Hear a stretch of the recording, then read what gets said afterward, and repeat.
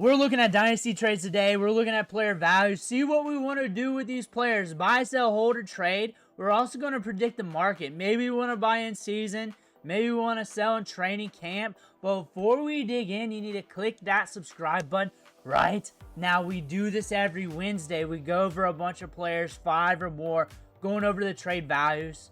During the NFL draft, I'm going to be randomly dropping videos whenever a big player gets selected. So you know the dynasty value, you know my thoughts on things. It's right there just in case you're drafting. Mid-weekend, you got something to work off of. Rankings, other videos coming out as well. I'm going to be hot and heavy on the channel. Click that button, stop missing out. I'm going to be there for you. I'm not going to go anywhere. It's not going to be just one video here or there. But we're going to start off with Josh Downs.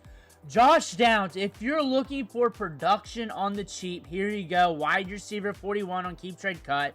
Round the same on ADP. You're going to get some wide receiver 1 weeks out of him. Not 100% QB proof. It is very ambiguous at quarterback for the Colts right now.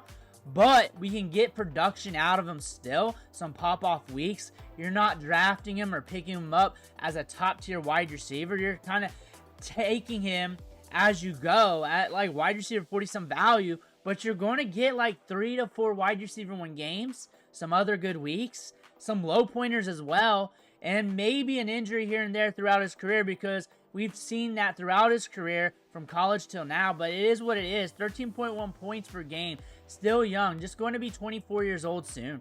So we got a lot to go. They could be changing the quarterback spot somewhere down the line. Josh Downs is a good route runner. He's good in the slot. We saw that throughout his career here with the Colts in these 2 seasons. Got a 25% target share, a low average depth of target. So that lends to volatile production, up and down, week to week. But still, we're getting a lot of targets here. 7.6 per game, pushing 8 targets per game. So the volume's there. We're running a lot of routes.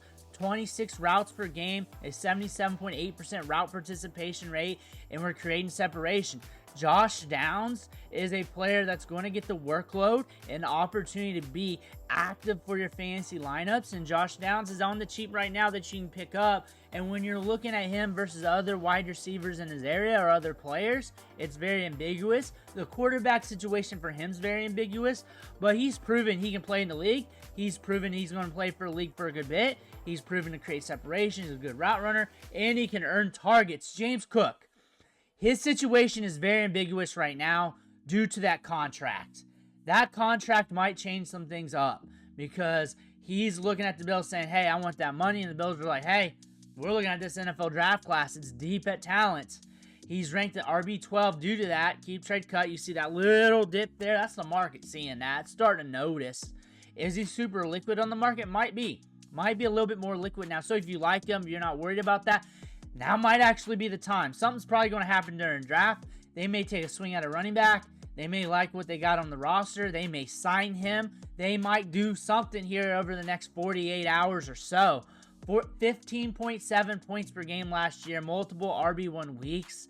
Barely ever hitting single digits like 3 or 4 times on the season. And 4 of those are during the fantasy season. Mostly in double-digit range when it comes to PPR scoring. That's what you want to see. You want to see what that floor looks like. And then you want to see those boom pop-off weeks. You're getting a little bit of everything here. Very consistent running back. Gets okay opportunity. We would want him to run more routes. 8.7 routes per game ran. That's the one thing you're worried about. He's very heavy on the touchdowns, which could be very volatile year to year. So you could see a reduction in fantasy production here in 2025, even if he stays with the Bills. So that's something to look at. 16 rushing touchdowns. That's hard to hold up to year in and year out. If Ray Davis steps up, does more on the field this year, earns more in training camp. In training camp, he had a little bit of fumbleitis. If he doesn't this year, he might earn more touches starting off. Maybe it's more of a 60-40, 70-30, even 80-20 split. And that might impact him a little bit. Ray Davis might get more goal line work. That being said, something to pay attention to. But they could also draft another running back. When we're looking at yards created, 25th among running backs. Yards created per touch, 33rd among running backs. Evaded tackles, 28th among running backs. So again, we're heavy on the touchdowns right now. When we're looking at adjacent players, James Cook is expensive. He's an expensive player. You can use him to move back in a startup draft, trade into this year's rookie draft class. I believe he's going to be very fluid on the market. There's a lot of rookies we like. Amarin Hampton, Travion Henderson, Quinshon Judkins, Caleb Johnson. A lot of these guys you can go 1-for-1 with, maybe, maybe not. But James Cook's very fluid. You can go and package him up and get yourself a premier asset. Might take some assets, but those are some ideas. But T. Higgins caught that bag and had 18.7 points per game. We were in and out with injuries last year. 4 wide receiver 1 weeks still.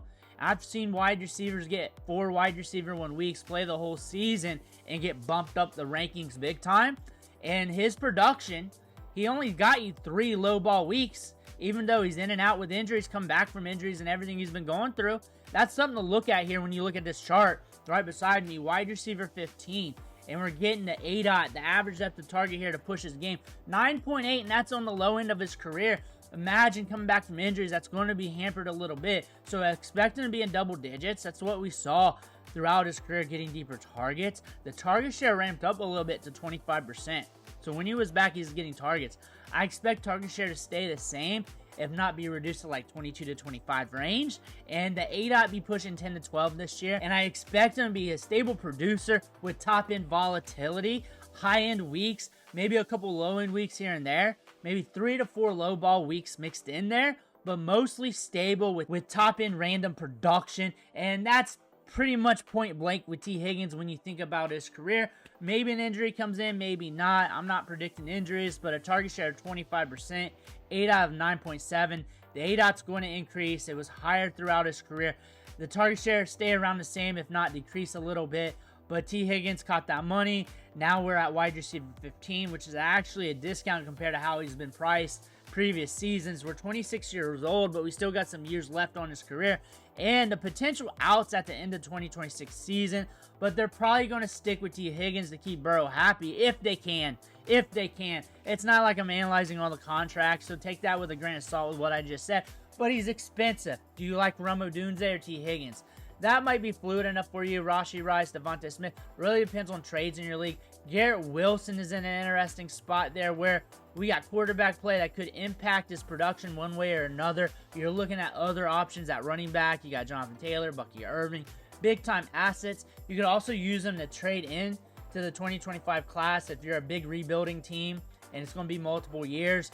You may not want a 28, 29-year-old wide receiver being one of your made wide receivers when you're chasing a title, and then all of a sudden the fall-off's coming off anytime, any place, anywhere, and you got T. Higgins right now who's holding some value because he's going to have to go off for that value to increase, for him to be more liquid on the top end, gaining value for your team. So maybe if you're out of it right now, and you can definitely say that right now in the spring, maybe you look at it that way. It really depends on your league and the circulation of players via trade. Debo going to the Washington Commanders. And this is a volatile player right now. Gets short targets, but is nasty with the ball in his hands. He's Debo. We know what he's about. 10.4 points per game. Had 3 wide receiver 1 weeks. 49ers were very ambiguous last year. Wide receiver 51 in value here. So really only for win now teams. We're going to be pushing 30 years old.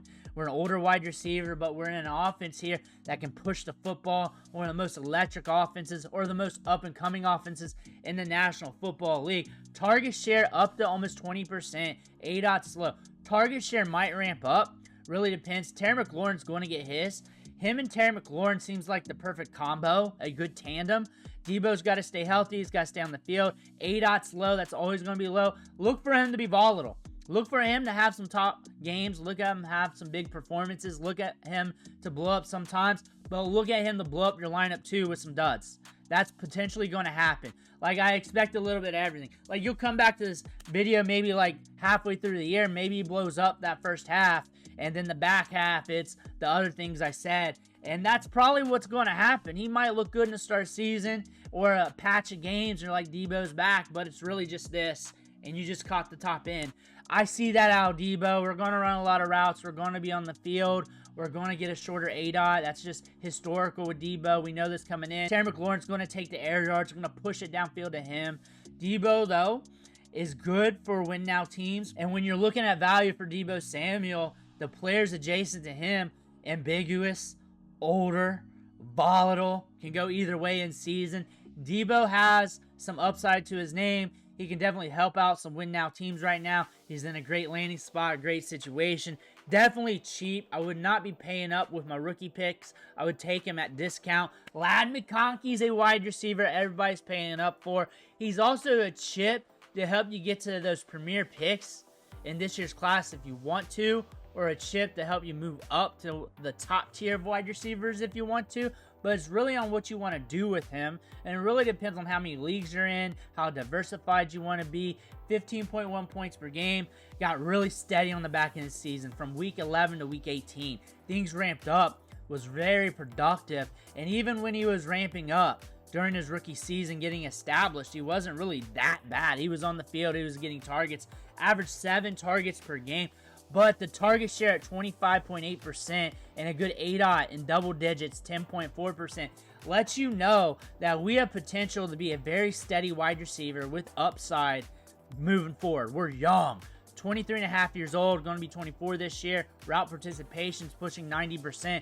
All these numbers are looking good for a top-end wide receiver. He's priced accordingly for a productive young wide receiver. If anything, he might be a little bit on the cheaper end. People are scared to dip those toes in, but the target share's there, the ADOT's getting there, and it could get even better as we get more adapted to the NFL, but he's going to be a mainstay for the Chargers for a long time. We saw this in training camp. He was building a good rapport. We saw this in season. We had a ramp-up period. The ramp-up period looked good, and the back end of the season looked even better, and it could get even better from here. But Ladd McConkey is going to be a mainstay for the Chargers for quite a long time. Adjacent player is just expensive. Just expensive. That's just what that tells me. I don't go tit for tat looking at these values. I don't do that. I try to get the broad line range here, and so you guys can have your ideas. You guys are smart. I trust you guys. And some of you guys are smarter and better at this game than me, and you guys are just bouncing ideas off me to you. Ladd McConkey is expensive. He's a premier asset. The market's saying that, and I think he's actually kind of a little bit underpriced.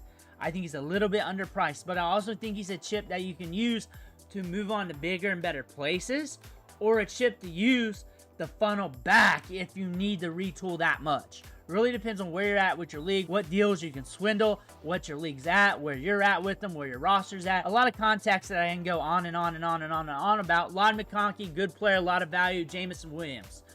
There are rumors that he's up on the trade market for the Detroit Lions. There's potential for that.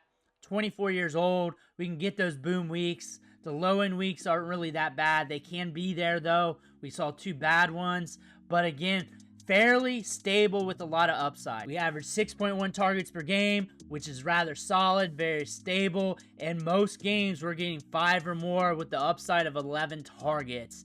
And we got speed to burn. We saw an 18.2% target share with 11.4 ADOT. That lets me know that this is a wide receiver that can be highly volatile on any given Sunday with boom weeks and low end weeks, because we can hit double digits on the ADOT, and we got a target share below 20%. We're getting 6.1 targets per game. There's more volume in this offense, but still, when the game script is slower, he's going to be impacted, and we're going to hope he breaks out for a big play. However, when the game scripts fire, the odds are more likely for Jameson Williams to blow up. Great for DFS, but he's going to be more expensive, running on almost 90% of the routes. He's out there running 30.7 routes per game, so he's getting the workload, he's getting the opportunity, those deep ball targets. And that's what I liked about Jameson Williams.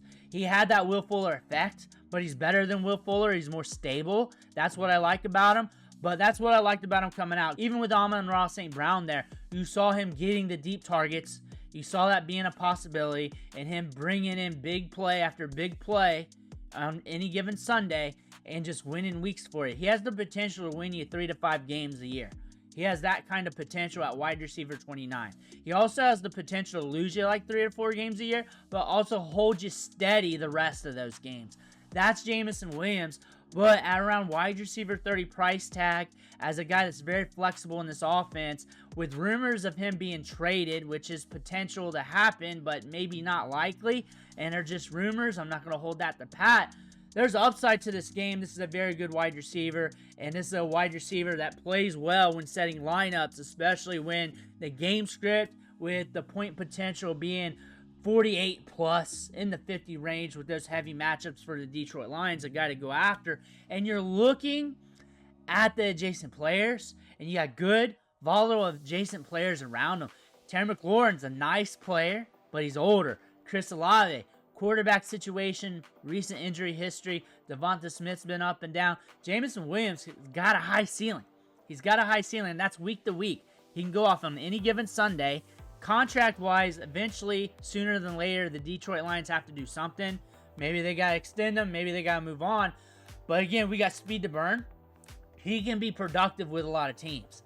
He's got a skill set that could allow him to be productive with damn near any team in the league. As long as the quarterback is functional, he can be productive from a volatile sense week to week on any given team. And that's really what he is now. He's just got good, stable production on the bottom end. His floor's okay. It's not the greatest, but it's okay. And that's what we really like about him. Top end weeks with a decent floor. But those are the players we're looking at this week.